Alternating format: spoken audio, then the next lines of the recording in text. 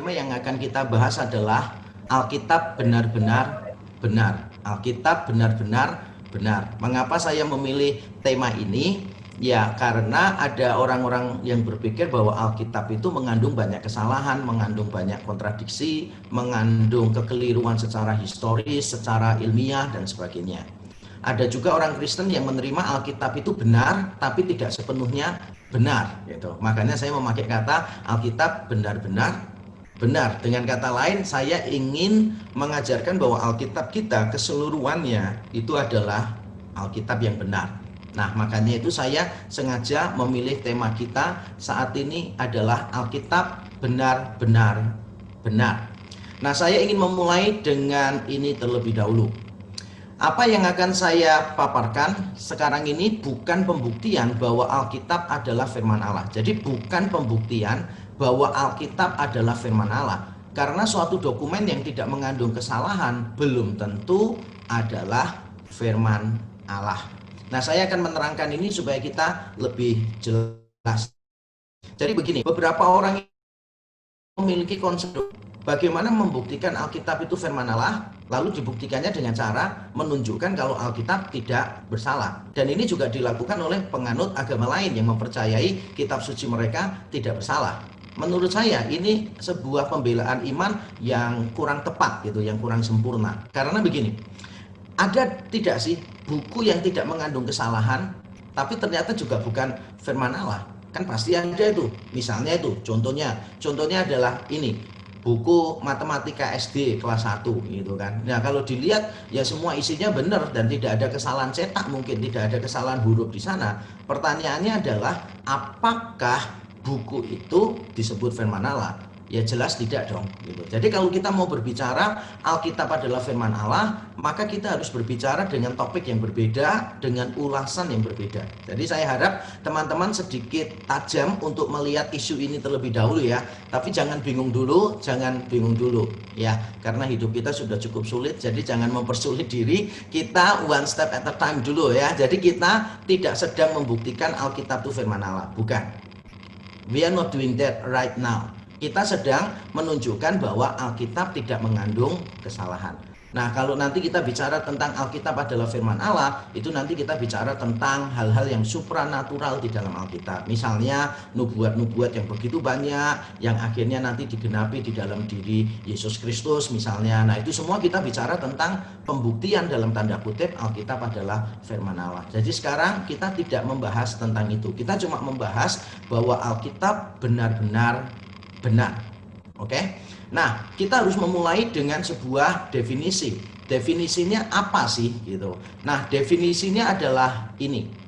Saya ambil dari John Feinberg karena menurut saya ini adalah definisi yang paling baik so far yang saya tahu, tapi definisi ini juga sudah dikutip dan dimodifikasi oleh beberapa orang yang lain. Tapi saya lebih suka mengambil dari John Feinberg karena substansinya menurut saya cukup ringkas, sudah mencakup banyak hal. Nah, definisinya adalah semacam ini. When all the facts are known, the scriptures in their original autograph and properly interpreted will be shown to be wholly true in everything that they affirm, whether that has to do with the doctrine or morality or with the social, physical, or life sciences. Yang kalau diterjemahkan kurang lebih artinya adalah selamat Natal dan Tahun Baru, Tuhan memberkati kita semuanya. Nah, kalau diterjemahkan secara umum, secara bebas begini ya, setelah itu kita akan bahas masing-masing poinnya gitu. Ketika semua fakta diketahui, Alkitab atau kitab suci di dalam teks aslinya, dan kalau ditafsirkan dengan benar, itu akan terbukti seluruhnya benar di dalam segala sesuatu yang diteguhkan. Baik berkaitan dengan doktrin, moralitas, atau dengan hal-hal yang keilmuan sosial, fisik, maupun ilmu-ilmu kehidupan yang lain. Oke, jadi saya ingin menjelaskan sedikit dulu dari definisi tadi supaya Bapak Ibu Saudara bisa paham. Jadi ketika kita mengatakan Alkitab benar-benar benar, kita itu membatasinya dengan kalimat begini. Seandainya semua fakta sudah diketahui. Karena kan ada banyak fakta yang kita belum bisa gali kan, sehingga kita harus menahan diri gitu, kita harus suspend our judgment gitu, karena memang kita nggak tahu terlalu banyak. Contohnya misalnya dulu orang mempersoalkan kalau kolam Bethesda di Yohanes itu yang ada 5 pilarnya dan sebagainya, mereka menganggap itu purely myth gitu, itu benar-benar mitos dongeng yang tidak ada buktinya sama sekali, karena memang tidak ada penemuan arkeologis yang mendukung ke sana. Tapi ternyata sekitar 1970-an begitu, ternyata ditemukan di bawah gundukan sampah yang berpuluh-puluh meter, ketika digali ternyata ada reruntuhan kolam dengan 5 pilarnya, dan posisinya juga tepat seperti yang dikatakan oleh Alkitab. Nah, memang penemuan ini tidak membuktikan bahwa cerita di Alkitabnya benar. Memang tidak membuktikan otomatis bahwa cerita di Alkitabnya benar, tetapi itu membuktikan bahwa penulis Alkitab itu tidak sembarangan sebetulnya ketika menulis. Paling tidak dulu kalau orang-orang meragukan Alkitab dan menganggap tidak ada itu peninggalan arkeologi yang mendukung ke sana, paling tidak kan sekarang ada, walaupun ceritanya belum tentu benar gitu. Itu nanti kita bisa perdebatkan berikutnya. Jadi saya mencoba untuk one step at a time terus ya, supaya kita lebih tajam di dalam melihat sesuatu. Nah, kalau semuanya diketahui dan kita bicara hanya pada naskah aslinya saja, bukan pada salinan, bukan pada terjemahan dan sebagainya. Nah, mari kita sekarang langsung saja untuk melihat beberapa poin pentingnya yang kita perlu garis bawahi dari definisi tadi. Dan mari kita lihat yang pertama adalah ini, when all the facts are known.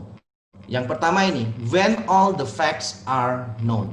Ketika semua fakta itu sudah diketahui. Seperti tadi saya sudah singgung, ada beberapa hal yang mungkin kita tidak bisa jawab untuk waktu tertentu. Tapi dengan kemajuan arkeologi Alkitab, pada akhirnya kita bisa menjawab pertanyaan itu. Contoh misalnya, kalau saudara membaca Alkitab, saudara menemukan Raja Babel yang terakhir itu kan Belsazar gitu, Belsazar. Nah, dulu banyak orang meragukan catatan Alkitab itu gitu, karena mereka memikirkan bahwa raja terakhir Babel itu sebetulnya Nabonidus, bukan Belsazar gitu. Nabonidus itu ayahnya Belsazar, bukan Belsazar. Tapi Alkitab mencatat itu Belsazar, sehingga beberapa orang menganggap Alkitab kurang bisa dipercaya secara historis. Tetapi ya oleh kemurahan Tuhan, akhirnya penemuan arkeologi itu terus berkembang, akhirnya diketahui apa yang terjadi pada Nabonidus gitu. Ternyata Nabonidus memang raja secara legalnya, tetapi dia memilih untuk menetap di daerah selatan. Sedangkan untuk operasional sehari-hari itu diserahkan kepada anaknya yang bernama Belsazar gitu. Nah, ini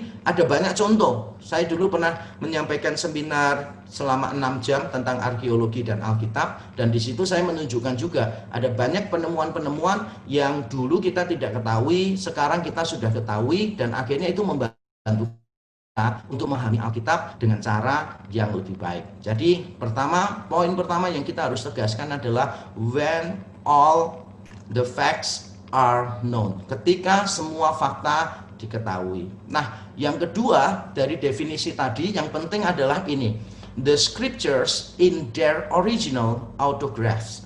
The scriptures in their original autograph. Kitab suci di dalam teks-teks asli mereka. Kita memiliki doktrin tentang Alkitab yang berbeda dengan penganut agama lain. Kalau penganut agama lain, mereka memiliki keyakinan bahwa kitab suci mereka itu dari sejak awal diterima, kemudian dituliskan, sampai semua salinannya adalah benar, tidak mengandung kesalahan, tidak mengandung perubahan, tidak mengandung perbedaan. Nah, kita tidak mengandung pandangan itu. Jadi orang-orang Kristen itu mengakui bahwa Alkitab yang disebut Alkitab tidak mungkin salah, itu adalah yang di dalam teks aslinya. Nah, saya tahu bahwa teks asli Alkitab itu tidak ada. Teks asli Alkitab tidak ada. Tapi jangan khawatir, karena semua kitab kuno dan semua kitab suci, teks aslinya juga tidak ada.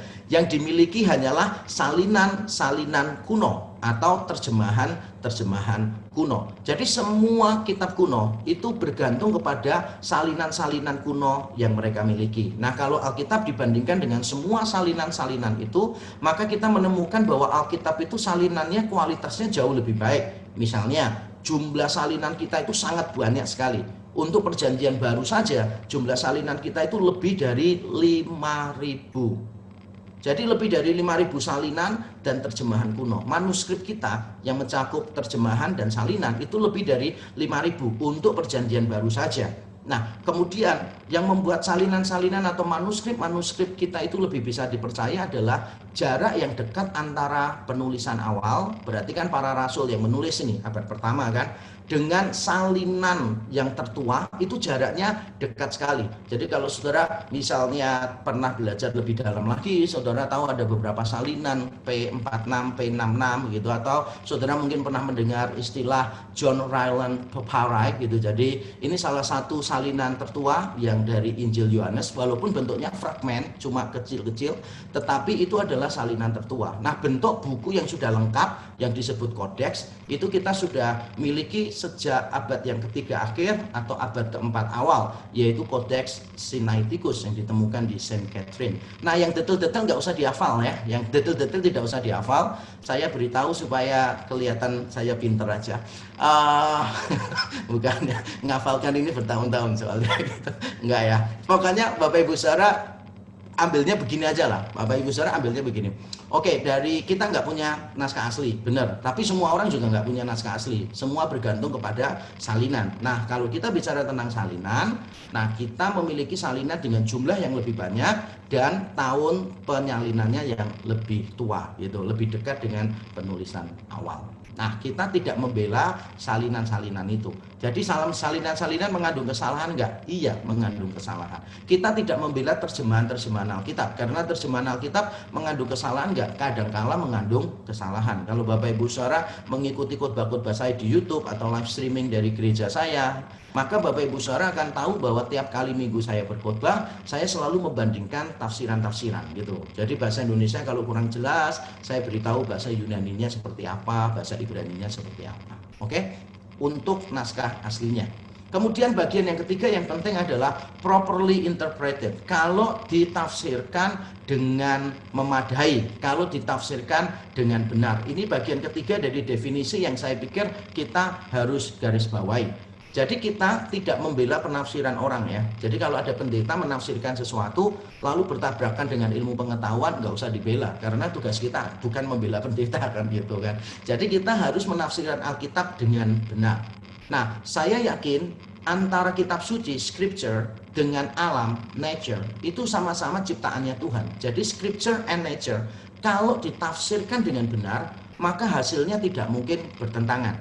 Jadi kalau sampai kita melihat sesuatu yang bertentangan, itu berarti antara bad theology dengan good science, atau bad science dengan good theology, atau bad theology versus bad science. Tapi kalau sampai kita melihat good theology and good science, pasti hasilnya tidak mungkin berkontradiksi. Karena kitab suci dari Allah, alam semesta juga dari Allah. Tidak mungkin dong Allah meletakkan kebenaran di kedua tempat ini saling berkontradiksi. Berarti sangat tidak logis. Nah, tugas kita adalah menafsirkan Alkitab dengan benar. Banyak orang menafsirkan Alkitab itu tidak benar. Misalnya, tidak paham kultur atau budaya.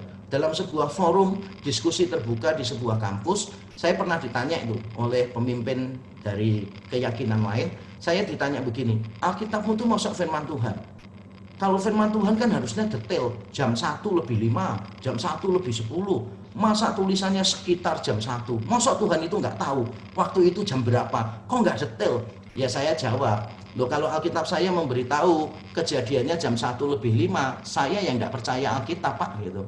Ya karena waktu itu kan belum ada jam, belum ada al-roji. Orang itu pakai bayangan matahari gitu loh. Lah kalau orang pakai bayangan matahari mana bisa diketahui itu lebih 5 menit, lebih 10 menit, ya nggak mungkin lah. Selisihnya itu bisa jam gitu. Dan biasanya orang itu selisihnya bisa 3 jam kalau memakai matahari sebagai patokan waktunya. Nah saudara, ini adalah tuntutan orang yang salah, yang tidak mengetahui Alkitab dengan baik. Jadi tidak menafsirkan Alkitab dengan baik. Contoh, ada orang juga bertanya kepada saya begini, mana ayatnya di Alkitab Yesus berkata, akulah Tuhan, sembahlah aku.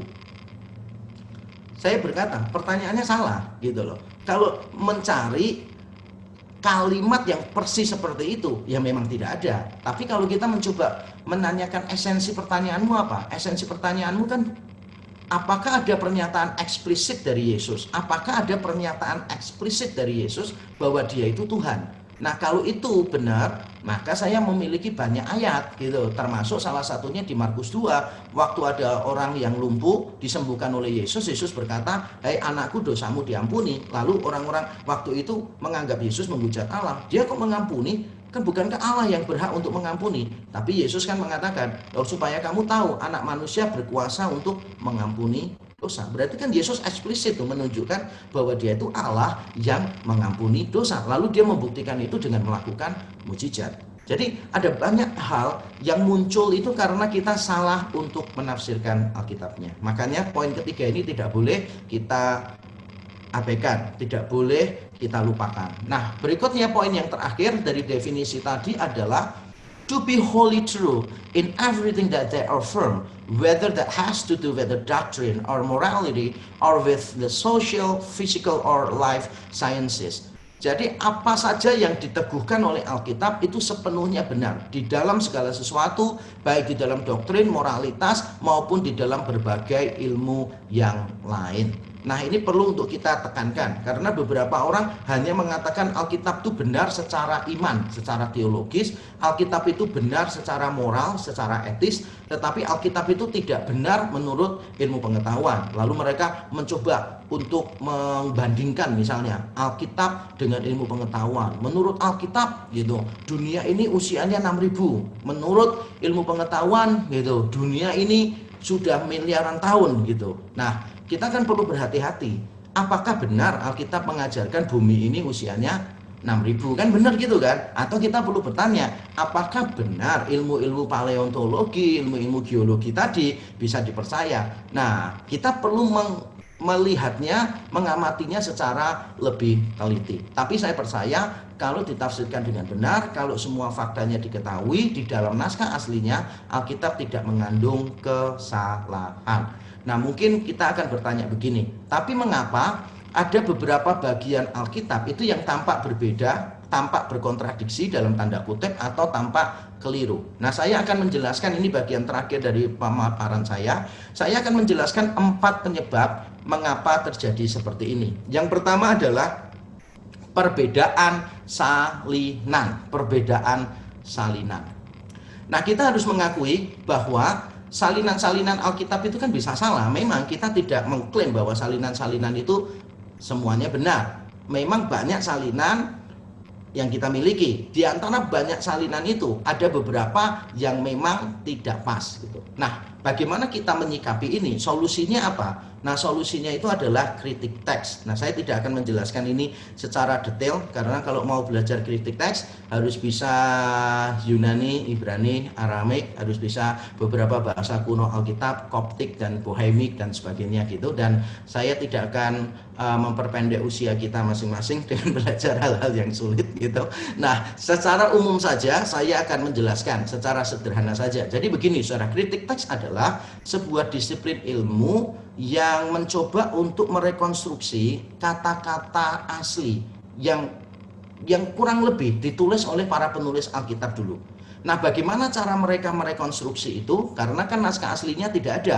Bagaimana cara mereka merekonstruksi? Yaitu dengan cara membandingkan terjemahan-terjemahan kuno dan salinan-salinan kuno. Jadi salinan-salinan kuno itu dibandingkan. Contoh yang sering saya pakai untuk mengajar, contohnya adalah begini. Misalnya saudara menemukan di salinan A itu bunyinya pisang goreng. Kemudian di salinan B saudara menemukan bikang goreng gitu. Kemudian di salinan C saudara menemukan pizza goreng. Nah, kan ini beda-beda nih, pisang goreng, bikang goreng, pizza goreng. Nah, saudara kan mesti berpikir nih gitu. Kenapa sudah lapar kok diceritakan tentang makanan-makanan semakin tidak bisa konsentrasi. Nah, saudara mungkin pasti berpikir begini kan, saudara pasti berpikirnya gini, ini yang benar mana? Pisang goreng, pizza goreng, atau bikang goreng? Nah, kalau saya menyelidiki kritik teks, maka saya dengan mudah mengatakan yang benar adalah pisang goreng. Kenapa yang benar pisang goreng? Karena logika kita dong, logika.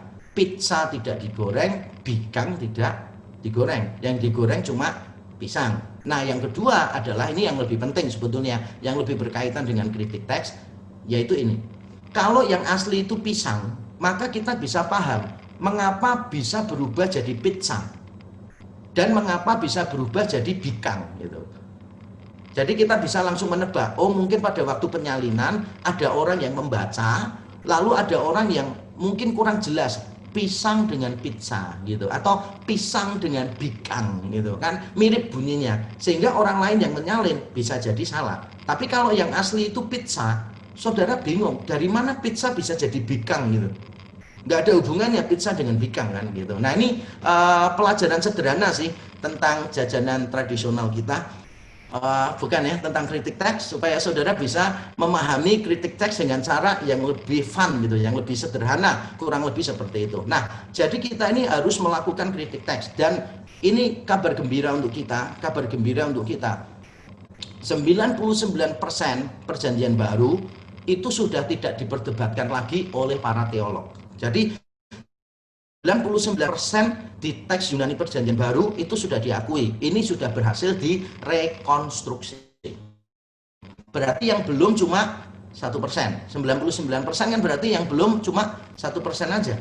Nah, 1% ini yang masih diperdebatkan oleh para teolog, apakah ini asli atau tidak berkaitan dengan doktrin-doktrin yang penting. Jadi kalaupun 1% ini diperdebatkan, tidak akan mengubah doktrin-doktrin utama kita. Contoh misalnya 1 Yohanes pasal yang kelima itu kan, beberapa orang sering mempersoalkan, itu kan ada 3 yang memberi kesaksian, Bapa, Bapa, Anak, dan Roh Kudus gitu kan, memberi kesaksian di surga. Itu kan seringkali orang bilang, wah ini asli, ini tidak asli gitu. Saudara nggak usah khawatir, karena doktrin Tritunggal tidak dibangun di atas ayat itu.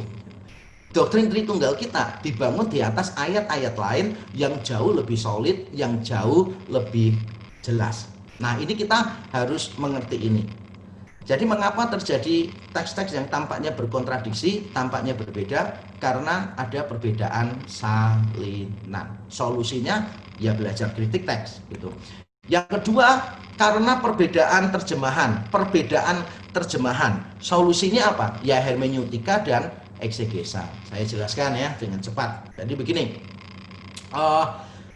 kita kadang-kadang menemukan bagian Alkitab itu membingungkan, sehingga kita lalu mengambil kesimpulan itu kontradiksi, padahal tidak. Contoh, saya kasih contoh. Saya dulu membaca Yakobus itu bingung, Yakobus 1 ayat 2 gitu. Saudara-saudaraku, anggaplah sebagai sebuah kebahagiaan apabila kamu jatuh ke dalam berbagai-bagai pencobaan. Kok saya ini bingung. Loh, kok kita harus bahagia jatuh ke dalam pencobaan? Berarti pencobaan itu baik dong. Lalu saya ingat dong di Matius 27, waktu Yesus bilang, berdoa, berjagalah supaya kamu jangan jatuh ke dalam pencobaan. Loh, bagaimana nih? Pencobaan ini negatif atau positif gitu? Saya dulu menganggap 2 teks itu berkontradiksi. Tapi setelah saya menyelidikinya dengan hermeneutika, yaitu prinsip menafsirkan Alkitab, dan eksegesa, praktek untuk menafsirkan Alkitabnya. Jadi hermeneutika itu teori-teorinya, prinsip-prinsipnya. Kalau eksegesa itu prakteknya, bagaimana kita menggali dari teks. Nah, ketika saya menggali itu, maka saya menemukan sebetulnya tidak bermasalah. Yang bermasalah itu terjemahannya. Jadi dalam hal ini, menurut saya penerjemah Lembaga Alkitab Indonesia kurang sempurna dalam menerjemahkan di Yakobus pasal 2. Karena kata pencobaan dan kata ujian itu bahasa Yunaninya sama, yaitu peirasmos. Nah, penerjemah LAI terjemahan baru memilih pencobaan di Yakobus 1 ayat 2. Padahal Yakobus 1 ayat 3 bunyinya apa? Saudara-saudaraku, anggaplah sebagai kebahagiaan apabila kamu jatuh ke dalam berbagai-bagai pencobaan, karena kamu tahu bahwa ujian terhadap imanmu. Sudah jelas ayat 3-nya itu ujian. Kenapa ayat 2-nya diterjemahkannya pencobaan? Makanya kalau kita lihat di dalam versi bahasa Inggris, hampir semuanya yang baru-baru ya, bukan yang kuno-kuno, menerjemahkannya trials. Bukan temptation, tapi trials, ujian. Lalu kata jatuh pun juga ternyata berbeda kata jatuh yang dipakai di situ. Jadi ketika kita misalnya melihat di dalam Yakobus 1 ayat 2, jatuh di situ itu tidak sengaja, jatuhnya itu tidak sengaja. Nah, kalau di Matius 27 supaya kamu jangan jatuh ke dalam pencobaan, kata jatuh di sana itu artinya sengaja. Jadi dia mendatangi pencobaan. Kalau yang di Yakobus 1 ayat 2, kata yang dipakai itu tidak sengaja. Misalnya perumpamaan tentang orang turun dari Yerusalem ke Yeriko, ia jatuh ke tangan penyamun. Kan tidak ada orang bawa uang yang banyak terus merasa kok capek ya bawa uang ya. Ada penyamun yang bisa bantu ngambilkan uang ini enggak? Ya enggak mungkin lah, itu konyol lah. Kalau gitu kan kita ngomongnya konyol, berarti itu kan sengaja. Kan enggak mungkin lah orang sengaja nyari perampok, itu kan enggak ada. Nah, ini persoalan karena kita tidak bisa menerjemahkan dengan baik, makanya kita melihat Alkitab seolah-olah berkontradiksi. Nah, masih ada dua lagi. Yang ketiga adalah ambiguitas tata bahasa atau diksi. Ambiguitas tata bahasa atau diksi. Solusi, analisa, konteks. Solusinya ya analisa konteks. Nah, saya akan jelaskan ini kepada kita. Pernah tidak kita itu bingung membaca sebuah kalimat? Karena kita bingung, misalnya gini, itulah sebabnya. Itu ini apa sih yang dimaksud dengan itu apa? Kita masih kurang jelas, itunya itu merujuk pada kata ini atau pada kata ini. Lalu pernah nggak kita ngomong-ngomong dengan orang itu ternyata salah paham gitu. Kita pikir kata ini itu artinya ini, ternyata orang lain memahaminya berbeda gitu. Contoh ya, saya pernah habis pelayanan di satu gereja, lalu kumpul bersama-sama dan saya dimintai tolong. Saya diminta tolong pendapat, Pak bagaimana dengan musik kami Pak gitu. Karena mereka tahu kan saya bisa main musik begitu, walaupun saya tidak profesional lah gitu, tapi saya dulu pemain musik keliling dulu sekali waktu saya muda. Nah, saya ditanya bagaimana dengan kualitas musiknya, ya saya kasih komentar, kemudian saya ngomong mungkin perlu perbaikan mixer kali ya gitu loh, mixer dan sebagainya. Terus saya tanya apakah gereja ini punya mixer yang lain gitu. Lalu ada satu hamba Tuhan itu lewat gitu, jadi lewat mendengar kata mixer tadi. Jadi waktu saya tanya, apakah gereja ini nggak punya mixer yang lain?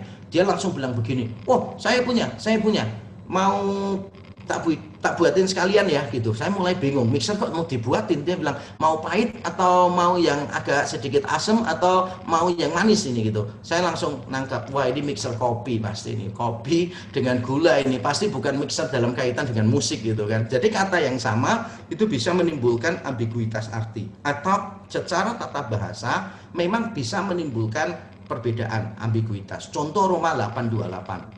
Kita tahu sekarang bahwa Allah turut bekerja di dalam segala sesuatu. Tapi terjemahan bahasa Inggris pecah jadi dua. Subjeknya Allah, kadangkala God works. Tapi kadangkala terjemahannya adalah all things work together. Segala sesuatu. Nah, ini secara tata bahasa Yunani sebetulnya sama-sama mungkin. Secara tata bahasa Yunani sama-sama mungkin. Karena subjek Allah juga mungkin, subjeknya segala sesuatu juga mungkin di dalam bagian ini. Nah, tapi yang menentukan apa? Yang menentukan adalah konteks. Jadi kadang-kala kita itu bingung dengan sebuah ayat karena secara tata bahasa itu memang bisa mengarah pada beberapa opsi. Secara kosakata juga bisa mengarah kepada beberapa opsi. Nah, solusinya ya belajar menafsirkan yang benar. Dan yang terakhir adalah perbedaan kultur. Solusinya apa? Ya solusinya ya kita harus tahu analisa kultural atau kita harus studi literatur kuno. Ini solusinya. Nah, saya ngambil satu contoh saja. Karena waktu kita sangat mepet sekarang ini. Saya ambil satu contoh saja. Jadi begini. Ada orang yang mempersoalkan kalimat Yesus yang berbunyi biji sesawi itu adalah biji yang paling kecil di antara semua tanaman. Lalu mereka mengatakan, ini secara ilmu pengetahuan ngawur. Karena biji yang lebih kecil itu adalah biji anggrek liar, misalnya begitu. Oke, saya paham. Tapi kan kita harus mengerti bahwa ketika Yesus mengatakan yang terkecil itu biji sesawi, ternyata kan para rabi Yahudi pun itu seringkali menggunakan ungkapan itu. Yang terkecil itu adalah biji sesawi. Itu adalah ungkapan populer yang berkembang pada waktu itu. Maksud saya begini, saya kasih padanan lah. Misalnya kalau saudara mau mengatakan begini nih, walah ini buahnya kok kecil-kecil sih ini, kayak apa coba? Ya kan banyak orang tuh, saudara sering mendengar gurauannya kan, wah jual salak kok mahal-mahal. padahal salahnya upil-upil ya kan. Jadi kita nganggep upil itu ukuran yang kecil kan gitu. Lalu penjualnya bilang, oh berarti upilmu salah-salah gitu kan. Nah kita ini kan cuma ungkapan aja, kalau kecil tuh upil, kalau persoalanmu kecil itu kayak semut misalnya. Padahal ada yang lebih kecil dari semut kan gitu loh. Wah orangnya kayak apa tuh, posturnya dia kayak apa, gede banget kayak gajah loh. Padahal gajah bukan binatang yang paling gede kan gitu loh. Gajah hamil itu kan lebih gemuk daripada gajah-gajah yang lain gitu, atau dinosaurus misalnya itu kan lebih gede daripada gajah, dan seterusnya. Ada banyak binatang yang jauh lebih besar dari gajah mungkin, tapi kita sudah terbiasa dengan ungkapan-ungkapan itu. Jadi kita harus membedakan apakah itu pernyataan ilmiah atau itu penggunaan ungkapan populer. Contoh misalnya gini, ujung bumi. Wah dipersoalkan, wah ujung bumi, bumi itu kan bulat menurut ilmu pengetahuan, kok ada sampai ujung-ujung bumi, berarti Alkitabnya salah. Nah ini kan konyol sih saudara. Sampai sekarang pun loh, kita ini masih memakai ungkapan semacam itu. Misalnya ada satu lagu terkenal toh yang saya suka, walau ke ujung dunia gitu kan, pasti akan ku cari. Nah, itu kan ke ujung dunia itu Guru Soekarno Putra yang menulis itu. Apakah guru tidak tahu bahwa dunia ini bulat? Ya pasti tahu lah. Kenapa dia pakai istilah itu? Ya karena itu ungkapan populer lah. Misalnya saudara bilang gini, matahari sudah terbit loh di timur. Saudara apa nggak tahu bahwa sebetulnya matahari itu berdiam diri, buminya yang muter. Apakah saudara tidak tahu? Ya tahu lah. Ya tetap kita pakai itu karena itu apa? Ungkapan populer. Jadi kita perlu tahu kultur setempat di dalam Alkitab supaya kita tidak salah di dalam menafsirkan Alkitabnya. Nah, pemaparan saya sampai di sini saja. Terima kasih, Tuhan memberkati kita.